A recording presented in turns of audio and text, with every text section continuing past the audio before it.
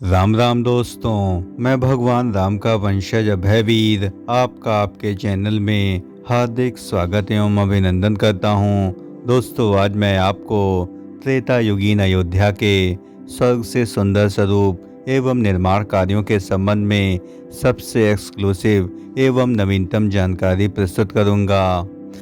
सामने आप देख सकते हैं कि धर्मपथ के निर्माण कार्यों में दोबारा से मेंटेनेंस कार्य आरंभ कर दिए गए हैं और यहाँ पर जो नई तैयार हुई सड़कें हैं उन पर चूना बिखेरा जा रहा है। और सामान्य तौर पर चूना मिलाने से डामर की जो पानी की जो निकासी में प्रतिरोध में काफ़ी अधिक वृद्धि होती है और जिससे यह अपना ताकत यानी स्टेबिलिटी बनाए रखता है और भारी तनाव के लिए एक अच्छा प्रतिरोध यानी रेजिस्टेंस प्रदान करता है। यदि इसको व्यावहारिक रूप में समझा जाए तो नियमित यातायात या भीड़ भाड़ वाली सड़क की सतहों के लिए ये अच्छा रेजिस्टेंस यानी प्रतिरोध प्रदान करता है और इसमें और भी कई अधिक विशेषताएं मानी जाती हैं। और इस नई तकनीक में सड़कों का बेस सीमेंट ट्रीटेड होता है और तकनीकी भाषा में इसे CTB या सिटी सब बेस कहा जाता है। और सड़कों की मजबूती के लिए WMM यानी विभिन्न साइज की गिट्टी यानी 3.5% पानी मिक्स डामर और 1% सीमेंट का इसमें इस्तेमाल किया जाता है। और सबसे ऊपरी सतह पर तारकोल के साथ साथ कम से कम 2% चूने का छिड़काव किया जाता है और इससे सड़कों की जो प्रतिरोध क्षमता है वह काफ़ी अधिक बढ़ जाती है और सड़क में पानी या नमी घुसने की संभावना भी काफ़ी अधिक कम हो जाती है और इससे गिट्टी तारकोल को नहीं सोख सकेगी और ऊपरी परत आसानी से नहीं उधड़ेगी। और सभी तरह की ऊपरी सतहों में इस प्रकार से चूने का इस्तेमाल किया जाता है। और जिन भी सड़कों पर भारी वाहन चलते हैं या बहुत अधिक यहाँ यातायात स्थित होता है उनके निर्माण कार्यों में ऊपरी सतह पर भी पत्थर तारकोल का मिक्सचर यानी स्टोन मैट्रिक्स एस्फाल्ट यानी MSA का इस्तेमाल किया जाता है। और इसके साथ ही रेजिन यानी एक तरह का केमिकल भी इसमें मिलाया जाता है।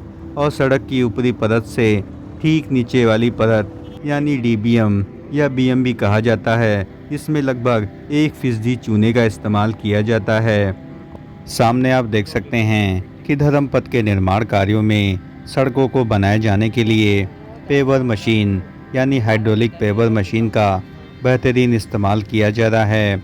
और सामान्य तौर पर हाईवे तथा स्टेट हाईवे के निर्माण कार्यों के लिए इस प्रकार की बड़ी पेवर मशीन का इस्तेमाल किया गया है।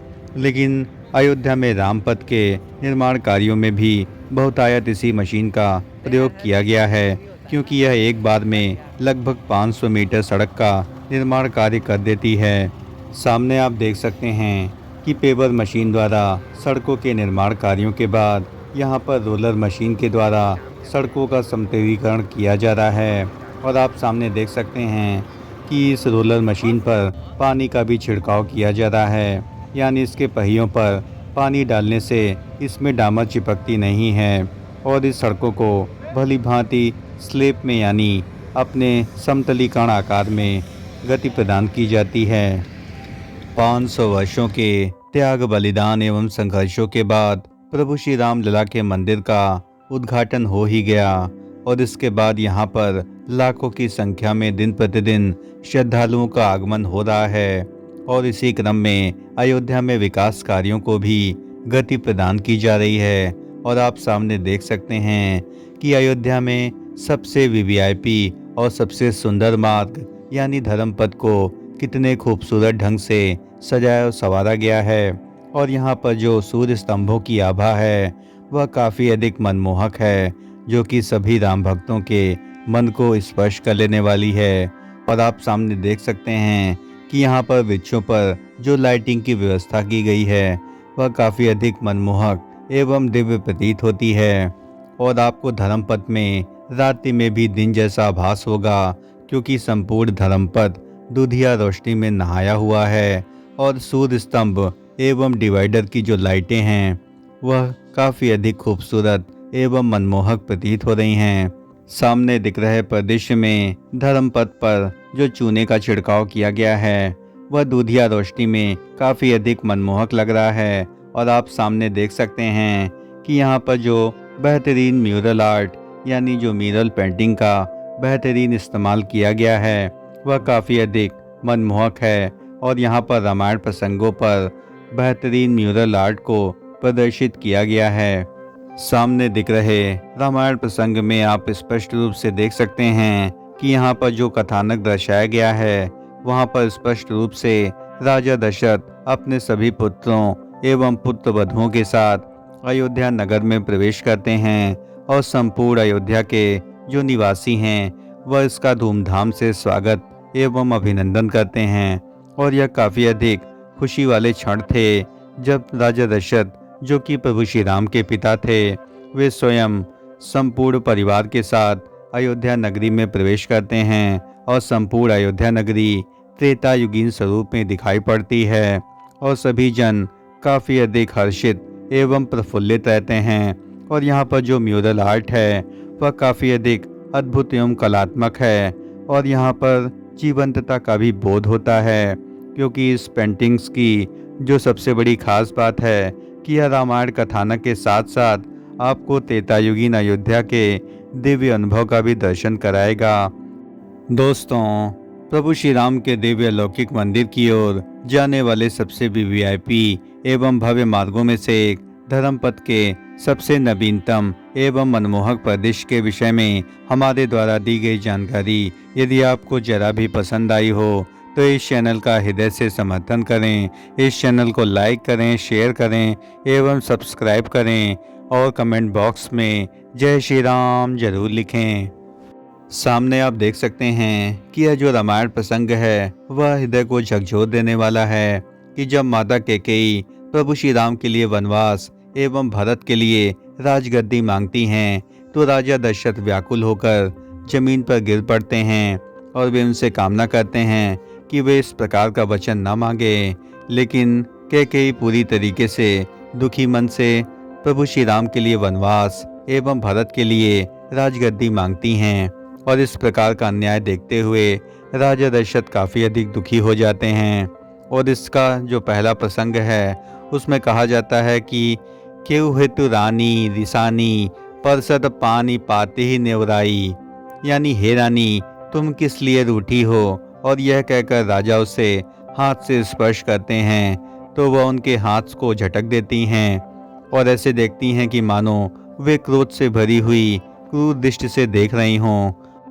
इस प्रसंग पर एक प्रमुख चौपाई भी प्रचलित है कि सुनहु प्राण प्रिय भावत जी का देहु एक बर भरता ही टीका, यानी हे प्राण प्रिय सुनिए, मेरे मन को भान देने वाला मुझे वर यानी वचन प्रदान कीजिए कि भरत को राज तिलक एवं प्रभु श्री राम को 14 वर्ष का वनवास मुझे प्रदान कीजिए।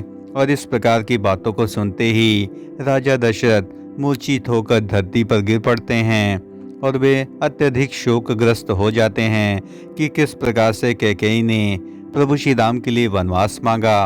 और इस प्रकार का शोक उन्हें अपने जीवन काल में कभी भी नहीं हुआ और वे मूर्छित होकर के अत्यधिक व्याकुल हो जाते हैं और वे उन्हें कैकेयी से अपना निर्णय बदलने के लिए आग्रह करते हैं। लेकिन कैकेयी पूरी तरीके से अडिग रहती हैं और इस प्रकार का जो रामायण प्रसंग है वह संपूर्ण रामायण को एक नई गति एवं नई दिशा प्रदान कर देता है। यानी संपूर्ण रामायण का जो दुखद यानी प्रभु श्री राम के अरण्य प्रवास का जो भी प्रसंग है वह यहीं से आरंभ हो जाता है। प्रभु श्री राम का 14 वर्ष का वनवास काफ़ी अधिक कष्टप्रद रहा, लेकिन यह समाज को संदेश देता है कि माता पिता से बढ़कर इस संसार में कोई नहीं है और अपने पिता के सम्मान के लिए अपना सर्वस्व न्यौछावर करने के लिए हमेशा पुत्र को तत्पर रहना चाहिए। और इस पर यह भी एक पंक्ति है कि होई है सोई जो राम रचि राखा, यानी प्रभु श्री राम ने इस संसार के लिए जो कुछ भी रच रखा है वह होकर रहेगा। यानी प्रभु श्री राम ने ही इस प्रकार की माया रची थी और उन्होंने इस संसार के लिए एक बड़ा संदेश दिया था कि मानवीय मूल्यों से बढ़कर के इस संसार में कुछ भी नहीं है और यहाँ पर भातृ प्रेम का सर्वोत्कृष्ट उदाहरण आपको रामायण में ही देखने को मिलता है कि भरत जी ने प्रभु श्री राम के न रहते हुए 14 वर्षों तक उनकी चरण पादुका के अपनी राजगद्दी पर विराजमान रखा और कभी भी वे उन्होंने राजगद्दी को ग्रहण नहीं किया। दोस्तों, त्रेता युगीन अयोध्या के दिव्य स्वरूप एवं भव्य निर्माण कार्यों से संबंधित यदि आपको हमारा द्वारा दी गई जानकारी जरा भी पसंद आई हो तो इस चैनल का हृदय से समर्थन करें। इस चैनल को लाइक करें, शेयर करें एवं सब्सक्राइब करें और कमेंट बॉक्स में जय श्री राम जरूर लिखें। धन्यवाद। राम राम राम राम।